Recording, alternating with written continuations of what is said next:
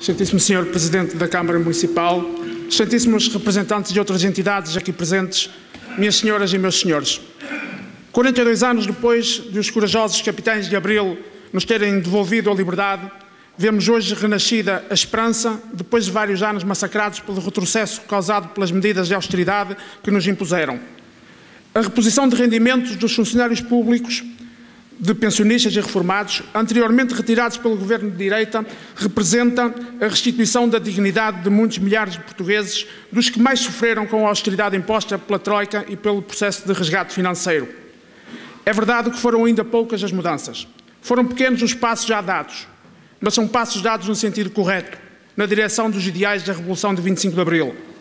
Representam uma mudança clara de opções políticas, uma mudança de rumo, da austeridade, da redução de rendimentos, dos cortes das funções do Estado, do desemprego e da pobreza, para políticas que recuperem o rendimento das pessoas, promovam o crescimento económico e permitam a redução da carga fiscal sobre quem trabalha e criem condições para que o Estado possa cumprir as suas funções sociais. Esta importante mudança política no nosso país teve origem no povo, como deve ser.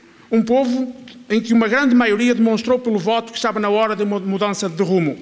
Felizmente para o país, os partidos de esquerda foram capazes de entender as escolhas do povo, ultrapassaram as suas naturais divergências e alcançaram um acordo histórico que possibilitou a mudança de políticas. Também aqui se cumpriu Abril. Há hoje condições políticas para seguir um caminho de recuperação e de melhoria das condições de vida da maioria da população. Mas não tenhamos a ilusão de que este processo seja fácil. Desde logo pelas diferenças políticas dos partidos que dão suporte parlamentar ao atual governo.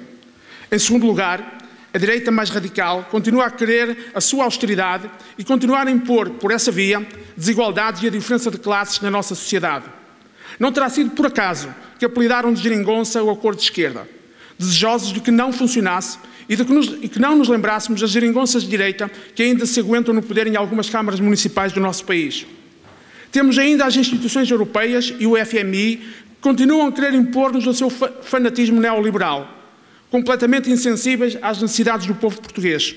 Pior que isso, ignorando as suas escolhas políticas feitas democraticamente. A própria Comissão Europeia continua a levar a cabo a sua agenda ideológica ao aliviar os prazos de cumprimento do déficit a países com governos de direita, ao mesmo tempo que exige mais sacrifícios e dificuldades a países que escolheram outra via, como é o caso da Grécia e de Portugal. É muito importante que o governo português seja capaz de cumprir as nossas obrigações internacionais, mas sem ceder a este tipo de chantagens. Estes tecnocratas que comandam a União Europeia e o FMI continuam a não perceber, ou a fazer de conta que não percebem, que a austeridade nunca resolveu qualquer problema dos países onde foi imposta. Nem sequer resolveu os seus problemas financeiros e estruturais, e, pelo contrário, originou sempre enormes problemas sociais.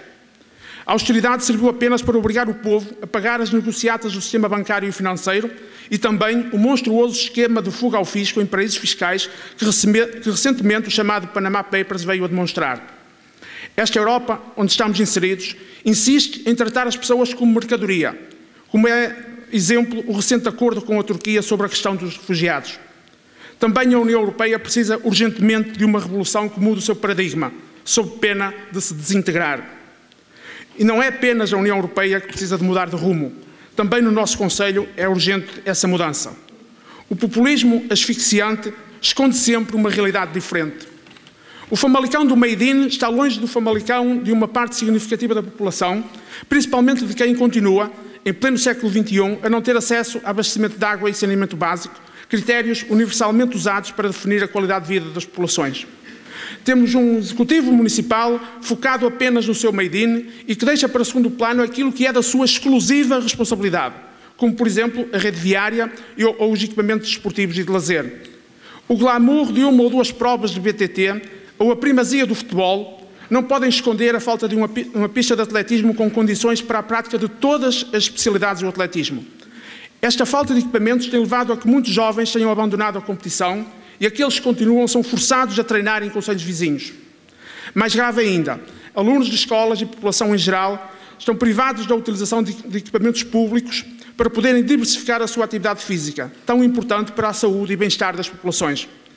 A visão de um bem-estar físico da população não pode confinar-se a uns passeios a pé ou de bicicleta no Parque da Devesa. Continuamos a ter no nosso concelho rios e cursos de água poluídos, inclusivamente os que atravessam o Parque de Devesa, como já por diversas vezes foi divulgado nas redes sociais. A Câmara Municipal deve cumprir a sua obrigação na prevenção e na punição de quem, sempre que sejam descobertos e identificados prevaricadores. O meio ambiente é um importantíssimo património e todos nós temos a obrigação de zelar pela sua preservação. Continuam por construir parques verdes e de lazer em diferentes zonas do nosso concelho, para que não haja famalicenses de primeira e famalicenses de segunda, e para uma melhor coesão territorial. Não podemos aceitar que a opção pela gestão de conflitos judiciais de negócios ruinosos para o erário público feitos pela Câmara Municipal ao longo dos anos comprometa seriamente o desenvolvimento e o progresso do nosso concelho. É preciso que as promessas eleitorais sejam cumpridas, fator essencial para que as populações não percam a confiança na classe política e, mais importante ainda, que não percam a confiança nas instituições democráticas. Minhas senhoras e meus senhores, acreditamos que nas próximas eleições autárquicas a maioria do povo famalicense escolherá democraticamente uma mudança política em Vila Nova de Famalicão. O Bloco de Esquerda cá estará, como sempre esteve, empenhado nessa mudança, assumindo e cumprindo os seus compromissos com a população. Em Famalicão, como no país, a liberdade continua a não ser plena e a ser frequentemente ameaçada. Continuamos a ter em Famalicão pessoas e instituições que são discriminadas no tratamento e nos apoios por manifestarem publicamente posições bem diferentes das de quem governa o município.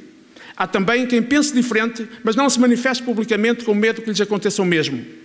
Tivemos ainda a descarada utilização desta Assembleia Municipal numa tentativa de branqueamento do 25 de novembro, numa clara afronta aos valores e ideais do 25 de abril que todos defendemos e que hoje aqui estamos a comemorar.